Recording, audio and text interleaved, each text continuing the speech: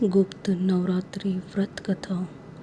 आषाढ़ माह के शुक्ल पक्ष की प्रतिपदा तिथि के दिन गुप्त नवरात्रि की शुरुआत होती है, जो कि इस बार 6 जुलाई 2024 शनिवार के दिन शुरू हो रही है।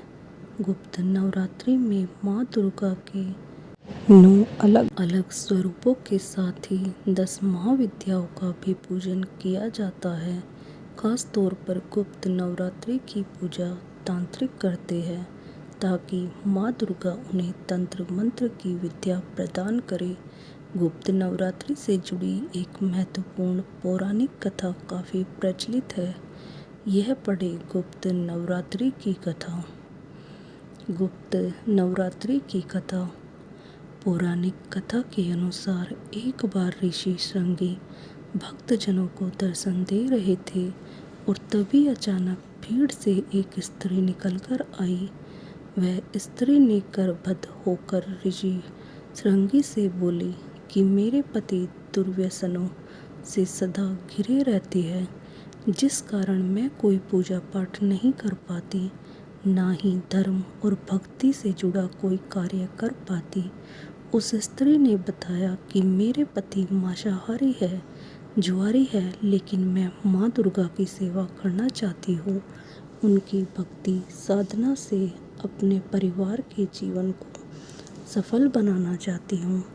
ऋषि श्रृंगी महिला के भक्ति भाव से बहुत प्रभावित हुए और उन्होंने उस स्त्री को आदरपूर्वक उपाय बताते हुए कहा कि वास्तविक और शारदीय नवरात्रों से तो आम जनमानस परिचित है, लेकिन इसके अतिरिक्त 2 नवरात्रि और भी होते हैं जिन्हें गुप्त नवरात्रि कहा जाता है।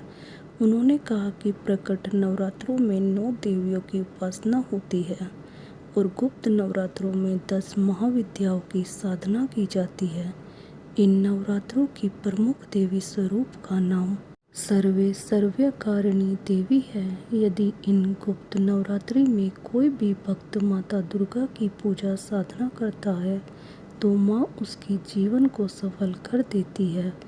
ऋषि श्रृंगी ने आगे कहा कि लोभी, कामी, व्यसनी, मांसाहारी अथवा पूजा पाठ न कर सकने वाला व्यक्ति भी यदि गुप्त नवरात्रि में माता की पूजा करता है तो उसे जीवन में कुछ और करने की आवश्यकता ही नहीं रहती। उस स्त्री ने ऋषि श्रृंगी के वचनों पर पूर्ण श्रद्धा करते हुए गुप्त नवरात्रि की पूजा की। माँ उस पर प्रसन्न हुई और उस स्त्री के जीवन में परिवर्तन आने लगा। उसके घर में सुख शांति आ गई और पति भी गलत रास्ते से सही रास्ते पर आ गया।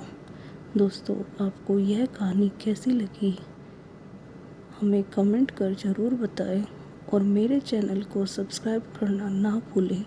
धन्यवाद। राधे राधे।